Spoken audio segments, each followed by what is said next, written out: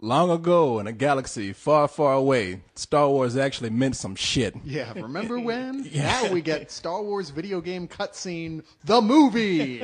Oh, I thought this was Lego Star Wars. Damn, man. I mean, I actually watched some marionettes. It was puppets without strings, man. Yeah. I mean, those motherfuckers, their hair didn't even move. Yeah, they looked like Team America marionettes. They did. And it matched the acting perfectly because they were both so wooden. Yeah, no, you know what? You make a joke, but seriously, the design of this movie, while I appreciate the actual design on paper, the way it would look. Yeah. And I even think they did this in the old Clone Wars cartoon that was on Cartoon Network. Sure. But putting them in 3D, where everything is rigid, it really does look like they took wooden figures and painted them with really dry acrylic paint. And it doesn't look all that appealing all the time.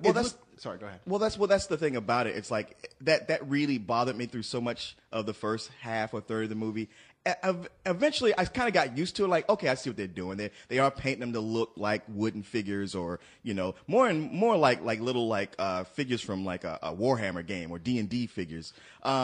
But there just came a point when I was like, all right, now that I'm used to it, it's not bugging me so much. Well, you know what bugs me about it the most, though, is that Lucas clearly has put his money into the merchandising for these films. Right. I mean, it's all about the toys and the stuff you sell. And when you start seeing the characters in the movie are moving closer and closer, looking exactly like what the toys are probably going to look like when they come out. Yeah. Like, that's the thrust they're going with now.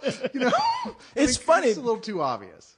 No, it is. I mean, the next movie is just going to be George Lucas on screen playing with his little action figures. Pew, pew, pew. That's what I was going to say. There's all these people who I'm sure are listening to this who have a collection of Star Wars action figures.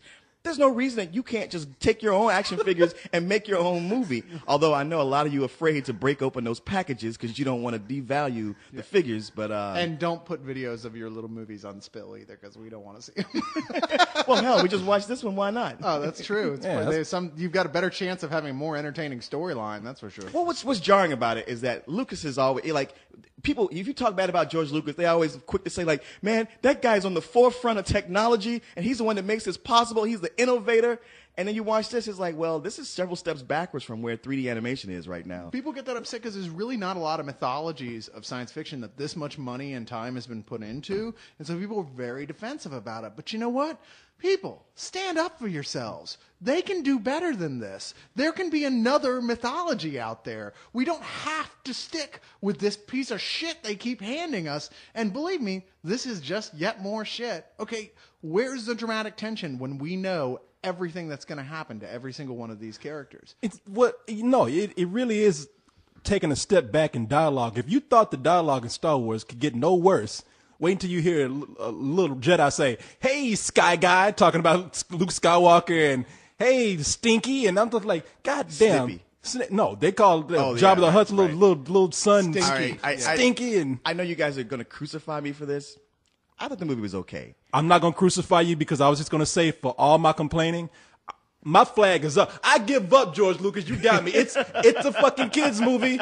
Okay, it ain't for me. Apparently, you know where your money is, and I can't blame you for that. How can you say that, though? We were in a theater full of kids, and I didn't hear any kids going, "Yay!" or laughing at any of the jokes or anything. In fact, I kept seeing parents leaving with their kids during it. I stopped judging. It looked to me like they were bored. I don't know. I stopped judging by audiences that we go see movies with. I mean, Well, fair enough. Okay, let me just say this.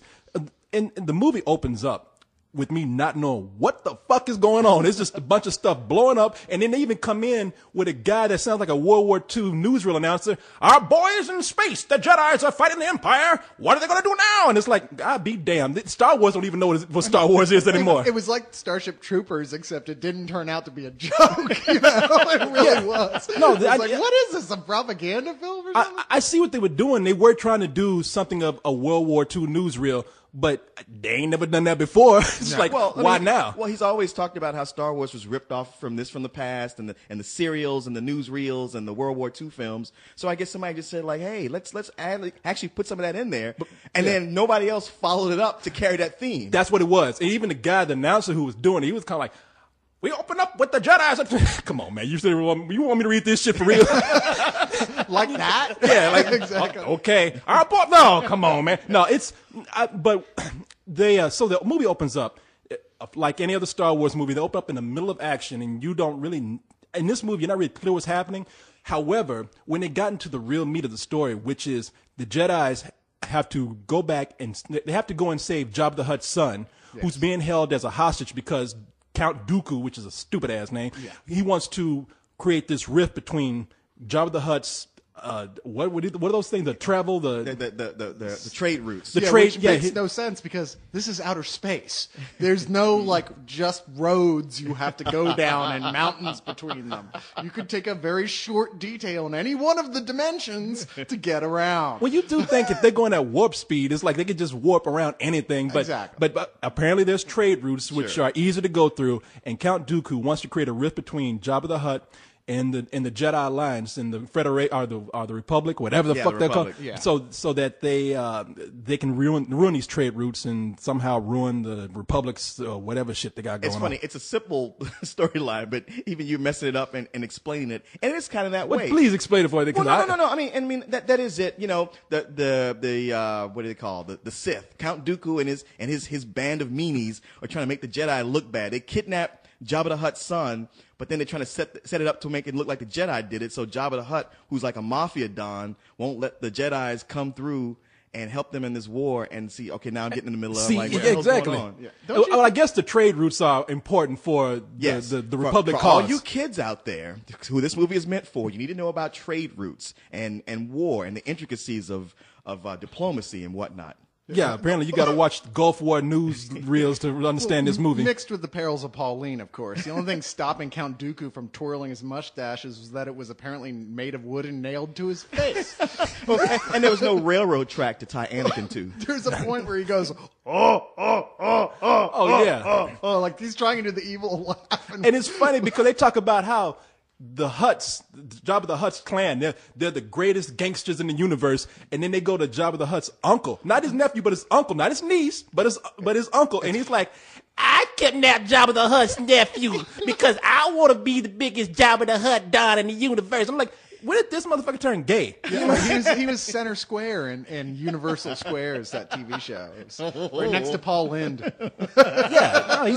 He sound like a cross between a gay black man and Cartman. But it is funny how, he was very effeminate, yet he could speak English, where Jabba the Hutt just, Jedi. Oh, I know. It's somebody making that shit up. You know that. You know he can really speak English. He just doesn't want to do it, so he has a translator there. What am I paying this motherfucker for? Now, here's the thing that gets me. Okay, like in the Jedi Order, you know, you're a young Jedi, a Padawan as they call it, and you have a Jedi master that you have to follow, listen to, like a Shaolin monk. Yet every one of these new Jedis, they're all sassy and they're talking back and shit. And I'm like, doesn't Yoda have like a orientation program where he says, listen, you must listen to your master. Do this. It can't be that hard to become a Jedi, obviously, because, Right. or at least get in the doorway, because they let in little shits like Anakin's new Padawan in this, who really is. You're like, what in the fuck is going on here? In what context is this a teacher-student relationship? It's more like a date rape situation getting ready to happen than anything. Yeah. Oh, no, dude. She was like red and white and multicolored. I mean, what are you saying? You got a problem with like red, white, and multicolored like aliens? I tend to be a little bit prejudiced when it comes to women. Oh, man. Freaking Negroes. But green bitches, boy, that's where that. That's true, man. Well, yeah, you know, Captain Kirk broke that door open. Yeah, exactly. No, I mean, you go green, you never go back. It's true. you couldn't even make that rhyme, could you? What I the couldn't. There's no appropriate rhyme. I mean, you could even just say it's not easy being green and make that work. Once you go green, you go lean. I don't know. Yeah, see, maybe that's worse. Okay, But, never see, mind. but what I will say in its favor is that, okay, they got like two different voice actors to replace Ewan McGregor and what's that boy, Christian Haydenson? Yeah. Christian, what's his name? Hayden Christensen. Hayden Christensen. Christensen. Whatever. Goddamn.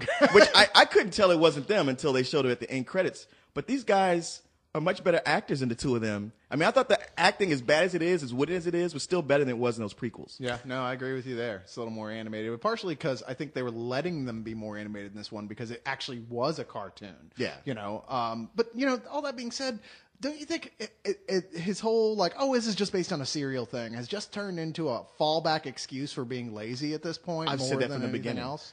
I mean, there was a point when you look at the original Star Wars and you look at the original Raiders of the Lost Ark, those things are a tribute and a well done one to those old serials. It doesn't cheap out like the old serials does. It's like what if we took a serial and made it good?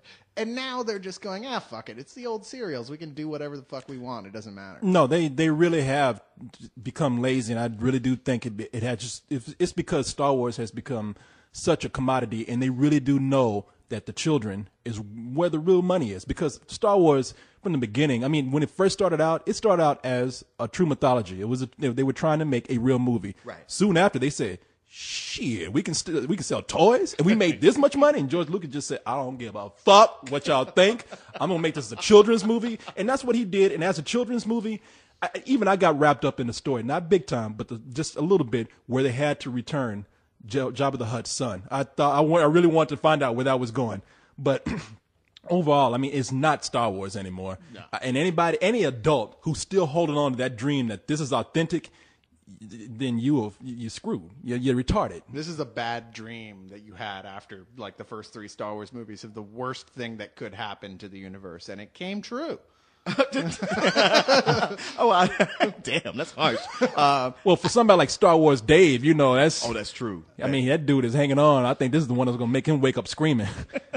By the way, Star Wars Dave is a friend of ours who just will not accept any illogical plot lines to the Star Wars universe. He will make sense out of bullshit. Well, same for DJ Kent. Oh, he loves Star Wars too that much? Yeah, man, you can't talk bad about George Lucas without having DJ Kent swoop down on top of you. Oh, really? I didn't know that. Yeah, amongst a few other people. Who's the other guy? Is it Razmir who does that? There's somebody else who always, you guys need to stop talking shit about Star Wars. Okay, as soon as there's more good Star Wars, I will. Yeah, please. I'm waiting for it. But I will say, like, on one hand, I will cut this movie slack. I keep wanting to cut it slack only because it's not even like a real movie. It's the pilot to the TV series. Yes, and it literally is. Yeah. And that's why I kind of hold that against it. I mean, they actually released it in the theater, in which it doesn't look, except for the action scenes, it doesn't look like it holds up too well on the big screen in some parts. It reminds me of when I saw the very first pilot episode of Avatar: The Last Airbender. Because Nickelodeon advertised it a lot, and when it came on, I watched it, and I was like, that was cute, kind of boring. I didn't realize it was a pilot. I just thought it was like a one-off episode. I was like, whatever. And I was like, oh, here's another one. And then by the 3rd episode, I was like, this is the most amazing cartoon I've ever seen. So it's one of these, like, maybe it needs to ramp up. But you're right. If something is a pilot, I don't really appreciate it being released to a theater where I have to pay for it. So I would say to all you, even though I might give it a better rating than necessary, you can always wait till it comes on Cartoon Network because it will definitely be there. Yeah, I guess I was going between rental and matinee. And I'm going to do that old fallback, which people always hate me for, but I'm a generous kind of guy. If you really want to take your kids to see something, this is the thing to take them to see. I always say this. I always get mad at you when you do that, but this time I have to agree with you, and I'm going to say matinee also. Okay, I can't agree with either one of you, although I do float a little bit towards rental, only because even though the look of the wooden thing is weird and off-putting, at least they were trying something different. Right. I'll hand them points for that. But even so, it wasn't enough to keep me entertained. I was frankly bored out of my mind during this entire thing, which is saying something when it's primarily big battle scenes, So I got to give this some old bullshit. Honestly. Really? I just thought it was terrible. I thought it was effortless. Like they just said, fuck it. We can put anything we want, stamp Star Wars on it, and it won't matter. I so went expecting to feel that way because what they showed me at San Diego Con was just that big battle at the beginning, and I'm just like, so fucking what? This is dull. But just kind of like Korey said, somewhere in the middle of it, I kind of got caught up into it. Not deeply, but just enough to where, like, okay, I'm interested in what's going to happen next. I really do want to give it a rental. I really do, but it's not meant for me anymore. It really isn't. Star Wars is not meant for adults anymore, okay? I mean, it's not. It's either maybe an adult if you're playing video games. Maybe an adult if you want to, like you say, play with your toys at home or something. But if you're obsessive about the continuity of the line of every single detail that happens in the Star Wars universe, then okay, this feels like one of those little short story collection stories written by somebody else, that isn't really important to know, but hey, if you gotta know, here it is. It's a war, and they don't really give you a scope of the war. It's like, for all you know, the war is just this battle. But because they don't tell you jack shit. I'm still not sure how these robots are a threat in any way, shape, or form to the Jedi, who pretty much casually bounce from robot to robot, slaying like 30 a second. Right. And you're like, okay, so, well, first off, how is Luke Skywalker ever a threat to Darth Vader? Right. Because he could never do shit like that. Right. And B, you know, I mean, come on. Where's this real threat here? Well, they these go robots- down like nothing. Why even build them? And no, and these robots, they're pretty much Abbott and Costello, the Three Stooges. I mean, Except not funny. That's what I don't get. Okay, say you're going to build battle robots. And like the easiest thing is to program them to be logical. That's like the simplest programming to make. But these all have like comedic bumbling personalities. That takes extra programming to do that. Yeah. Why would you spend the extra time and money to make a robot that's going to just like shoot its other, buddy? Yeah, Or not do why what you wouldn't want? give it like better battle prowess instead Right. of spending your time? You know what? This robot needs to be funnier. Well, you better keep working on that, buddy. budget was low. They said we got to build comedy bots or combat bots, and they're like, "Hey, just mix them together." See, when one of them ain't shooting people, we'll just have them do an act for us. YouTube, do that thing you did again. Who's on first? Just like Douglas Adams' Star Wars, you know? I said lunch, not launch. You want to know what robot is a threat? Now I'm serious about this. R2D2, because whenever anything goes wrong, there's always a little hole for him to stick his little thing into and make it go right. That's true. Not to mention, he comes up with new shit he can do. Yeah, he's got jets. and he can Anytime the shock script comes people. up with something. Oh, you're making pancakes as a spatula coming out his ass, but with that whole thing of sticking things, he's a threat to you. Keep him away from your wife, your girlfriend. Don't let him around them because he's like the vibrator with legs. And that little son of a bitch. And he's probably got one of those too. Anyway, so yeah, I just want you to know before we get out of here. Yes. I do agree with your old bullshit saying that somebody had to do it. Yes. I and want to that make was you me. I want to make you the bad guy here. So there you go. George Lucas, I am your nemesis. George Lucas. If George Lucas comes after anybody, it's gonna be you, Hey, I'm not ready. me. I'm scared to give it anything else below a matinee. I'm going to be waking up tonight, and he'll be sitting in a darkened chair with a cigar smoking next to my bed. I hear you didn't like my movie. You have to appreciate, like, the leader of the Hutt Mafia is Truman Capote. Yeah, that's what it was. It was Truman Capote. That is exactly who he was. Thank you. And he had all makeup and everything. That son of a bitch was a drag queen. You know, it's like when he ain't being a gangster, he's doing drag shows at the gay club. It's not my fault. Count Dooku made me. He said he'd kill me. Bitch, shut up. All you gotta do is slap him one good time. He ain't no gangster, bitch. Anyway. Damn.